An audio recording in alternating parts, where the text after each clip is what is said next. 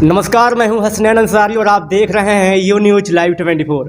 जैसे जैसे चुनाव का तारीख नज़दीक आता जा रहा है वैसे वैसे सियासी पारा गर्म होता जा रहा है। ऐसे में एक पार्टी जो है दूसरे पार्टी पे लगातार आरोप पे प्रत्यारोप लगा रही है। लेकिन हम एक दिन पहले देखें, यानी कल की बात करें तो AIMIM से यानी कि आल इंडिया मजलिस-ए-इत्तेहादुल मुस्लिमीन के राष्ट्रीय अध्यक्ष असदुद्दीन ओवैसी पे फायरिंग किया जाता है। ऐसे में इस वक्त हमारे साथ मौजूद हैं कुशीनगर विधानसभा 333 से सफ़ी अहमद साहब, जो कि प्रत्याशी हैं इस वक्त। बहुत बहुत स्वागत है सफ़ी अहमद साहब यू न्यूज लाइव 24 पे। जी, आपका धन्यवाद। ये बताइए, ये जो हमला हुआ असदुद्दीन ओवैसी पे, तो इस पे क्या कहना चाहेंगे सबसे पहले? देखिए, हमारे सांसद रत्न बैरिस्टर असदुद्दीन ओवैसी साहब पे ये हमला लोकतंत्र पे हमला है और असामाजिक तत्व तो इतना उनका जो है उनके अंदर कोई शासन प्रशासन से डर भय नहीं है।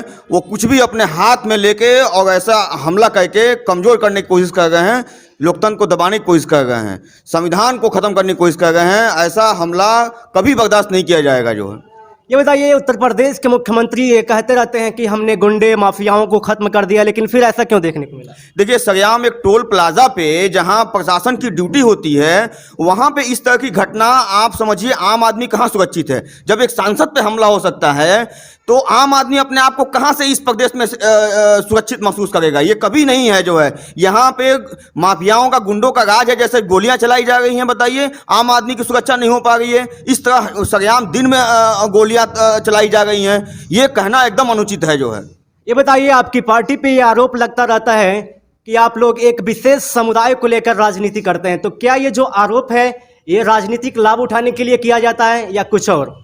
देखिए, ये आरोप निराधार है। हमारे सदर जो है वो माइनॉरिटी से आते हैं, इसलिए आरोप है। हम तो सबको लेके चलते हैं साथ में। हमारी पार्टी 25% पे उत्तर प्रदेश में अपने गैर मुस्लिम भाइयों को, हिंदू भाइयों को लड़ा रही है चुनाव। जो है हम सबको लेके साथ चल रहे हैं। हमारी पार्टी में हर बिरादर, जात बिरादर के लोग जुड़े हुए हैं और हम लोग जब गाँव में कैंपेनिंग करने जाते हैं तो सभी लोग हम लोगों को हाथों से हाथ मिला के हम लोगों का स्वागत करते हैं। हम सबका साथ लेके चल रहे हैं, ऐसा कुछ भी नहीं है।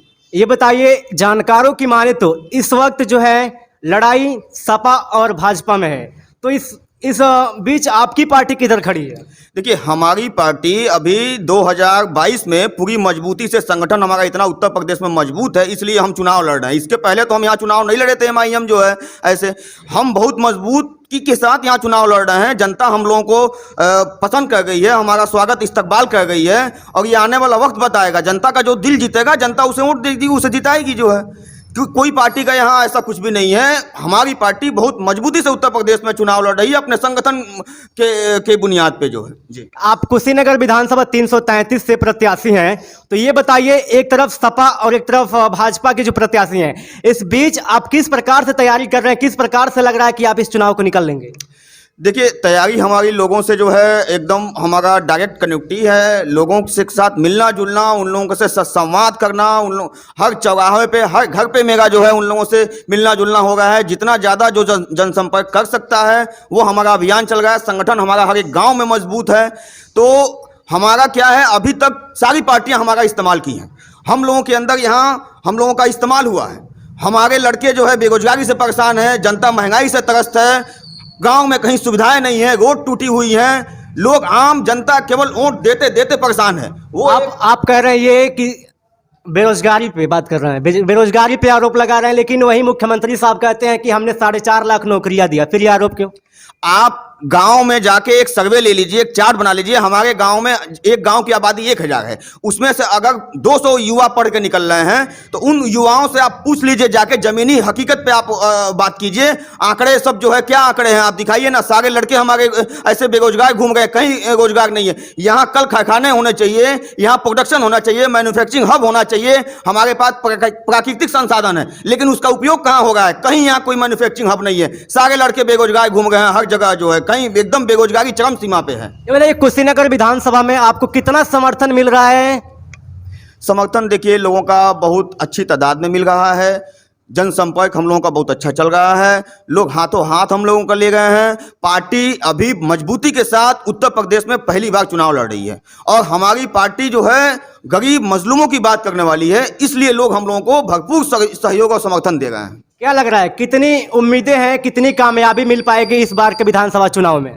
कामयाबी देखिए वो तो अभी हमारा जब 10 मार्च को आएगा तो सभी लोग देखेंगे कि कैसा हमारा जनाधार है, और बहुत बेहतर ही हम लोग ज़्यादा से ज़्यादा सीट निकालेंगे उत्तर प्रदेश में। ये 10 मार्च को आप देखेंगे कि हम कितने सीटों पे यहाँ। लोगों द्वारा ये आरोप लगाया जाता है कि आप लोग खेल बिगाड़ने का कार्य करते हैं, तो कहाँ तक ये सही है? देखिए, लोकतंत्र में सबको अपनी मजबूती से चुनाव लड़ने का अधिकार है। हर आदमी को जो है लोकतंत्र में चुनाव लड़ने का अधिकार है। पार्टी हमारी नेशनल लेवल की पार्टी है।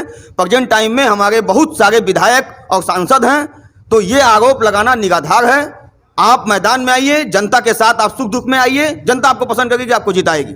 ये बताइए कि कुशीनगर विधानसभा में कितना कुछ विकास हो पाया है? इसके पहले विकास के नाम पे अगर देखें तो क्या विकास हुआ है? गांव की सड़कें एकदम टूटी हुई हैं, हर जगह खस्ता हाल व्यवस्था है, तो विकास कहाँ है? विकास तो है नहीं कहीं। लेकिन वो तो कह रहे हैं कि हमने सड़कों की जाल बिछा दी है। जमीनी लेवल पे कहीं भी विकास नहीं है। आप खुद जाके देख लीजिए, हर जगह गांव की सड़कें टूटी हैं, हर जगह लोग समस्याओं से जूझ रहे हैं। कहाँ हमारा कोई एक आदर्श गांव हो तो आप दिखा दीजिए। कुशीनगर विधानसभा में एक आदर्श गांव है, हम वहां चलते हैं आपके साथ, हम सर्वे करते हैं कि हम कहें दिल से कि ये देखिए आदर्श गांव है। कोई एक ऐसा गांव नहीं है जिसको हम कह सके कि हाँ विश्व पटल पे इस तरह का गांव होना चाहिए। अगर ये बताइए, अगर 10 मार्क दिया जाए तो आप जो वर्तमान विधायक थे जिनके कामकाज भी आरोप लगा रहे, तो उनको कितना नंबर देते? देखिए, नंबर अभी देने का, हम एक जनसेवक हैं, किसी को हमारे बड़े माननीय बैठे हैं और सारे लोग उस पर जो है कुछ भी कह सकते हैं। हर आदमी को अपना अच्छा काम करने का है।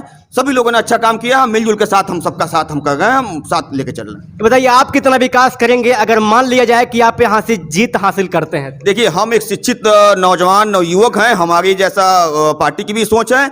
हम लोग अगर एक मौका यहाँ की जनता देती है, मेरा एक ही सपना है कि मैं कुशीनगर को विश्व पटल पे चमकते हुए देखना चाहता हूँ। जैसा कुशीनगर है उसको सितारे की तरह चमकाना चाहता हूँ, ताकि विश्व से जितने पर्यटन आए वो कहें कि पर्यटक हमारा कुशीनगर देखो, इस तरह का वर्ल्ड स्तर का यहाँ डेवलपमेंट हुआ है। तो वो नहीं हुआ है अभी तक। अब किस तरह से चमकाया जाए? उनका कहना है कि हमने सड़क का जाल बिछा दिया और कुशीनगर में अंतर्राष्ट्रीय एयरपोर्ट का निर्माण कर दिया, तो किस तरह से चमकाएंगे इसके बाद से आप?